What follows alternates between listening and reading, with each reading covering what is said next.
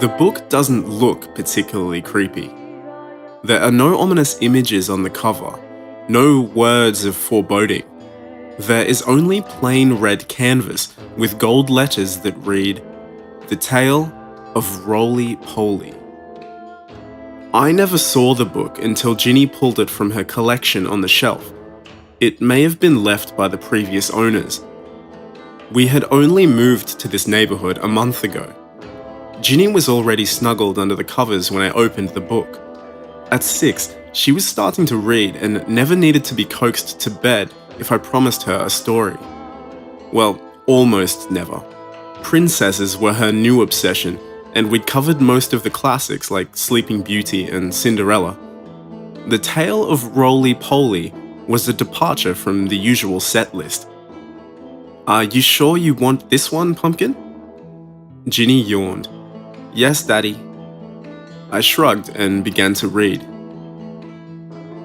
There were 2 boys, 2 children like you. One was called Jack, the other was Hugh. The boys sat in their room, for there was nothing to do.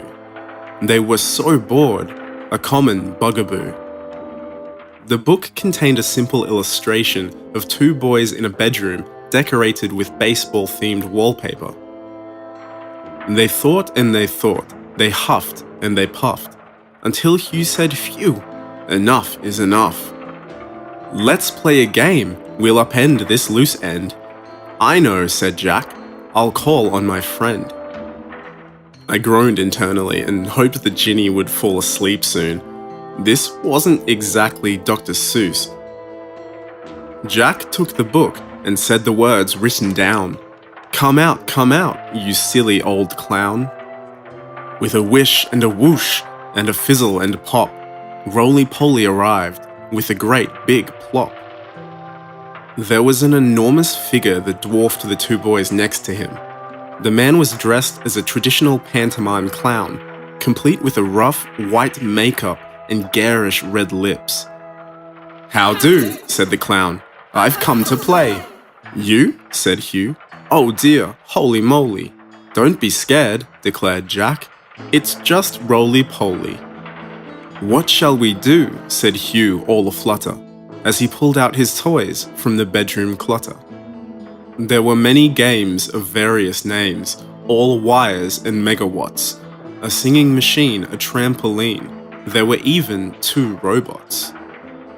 "Oh no," said the clown. "This will not do. Let's play some real games. Ditch this techno voodoo. Come with me and you'll see my home is quite grand. You'll have all that you need in topsy-turvy land." The 2 boys nodded, their hearts filled with glee. They took the clown's hand and counted 3 Mississippi. Hugh and Jack closed their eyes as the world twirled and twirled. They whooped with joy as a new land was unfurled. The clown's home was quite splendid, full of candies and treats. The fun never ended. No parents, no chores, no bedtime or rules.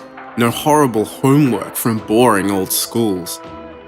The boys played and played, and all 3 were glad, until one fateful day, when the clown became sad.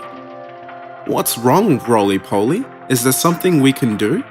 The boys asked and asked, but their worry still grew. "Oh dear," the clown mumbled. "My apologies, most humbled. I'm just very hungry," and his large tummy rumbled. "Would you like chocolate or chips or gooey cream cake?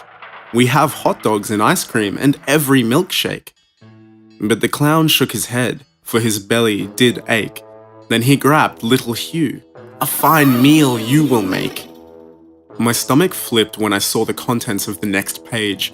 I shut the book immediately. "Let's call it a night, Princess." Ginny tried to protest, but her eyelids were heavy with sleep. "What happened to the boy, Daddy?" "I'll tell you tomorrow." I kissed Ginny on the forehead and turned out the light. I went downstairs and poured a large glass of wine before reopening the book. The page that I'd closed contained an illustration of a gruesome scene. The clown held one of the boys above his head and had bitten into the child's left side. His teeth tore away chunks of pink flesh as blood trickled down his ruby-stained lips.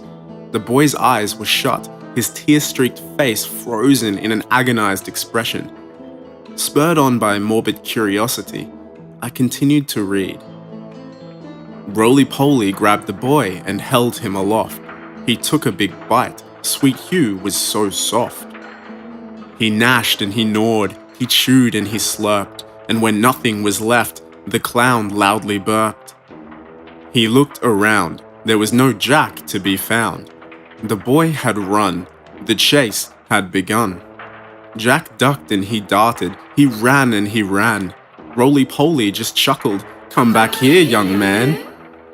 This place is large. Indeed, it does sprawl. There is no way out. No way at all. The clown was quite right, for try as he might. Jack rushed to escape, but there was no exit in sight. The boy grew tired, his breath became weary. Roly Poly caught up, sounding quite cheery. "You're tougher than most, you I will cook." And he hung the boy up on an old meat hook. The child screamed and shouted, "You great big fat liar!"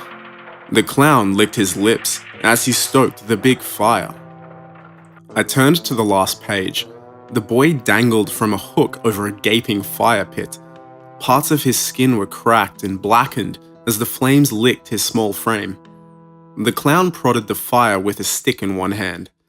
The other hand waved to the reader as a maniacal smile revealed 2 rows of long, sharp teeth. The clown was so happy, this sweet meat was a treat. Hail to the chef, bon appetit. The book ended there.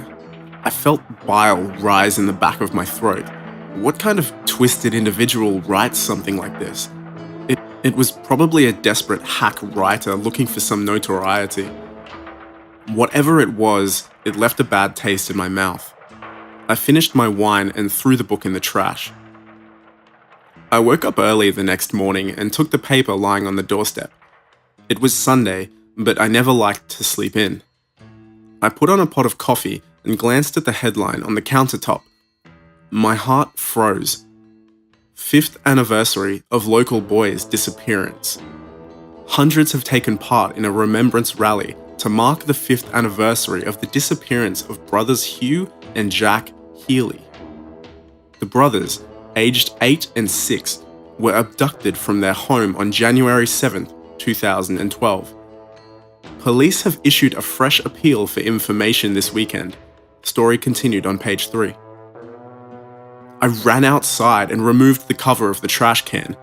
Perhaps whoever wrote that book knew something about the boy's disappearance. At the very least, I needed to report this sick material to the police.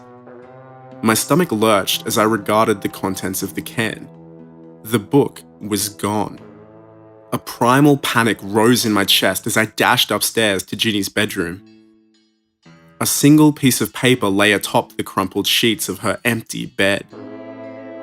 Ginny picked a good book, a true tale to excite, but Dad did not like it. He thought it was trite. He stopped the story at the moment of glory. "Oh no, not for you, this part is unfit." The clown did not like that, not one little bit. So Roly Poly told Ginny, who was ever so skinny, "Let's have some fun, we'll show that old ninny." And now Ginny plays in the land topsy-turvy, full of sugar and spice, and all things that are girly.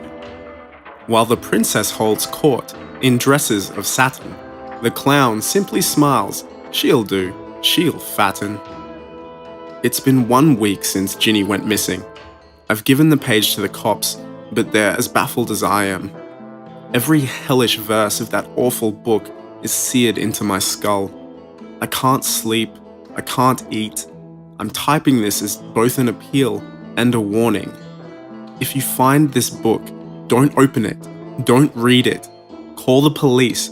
A child's life may depend on it.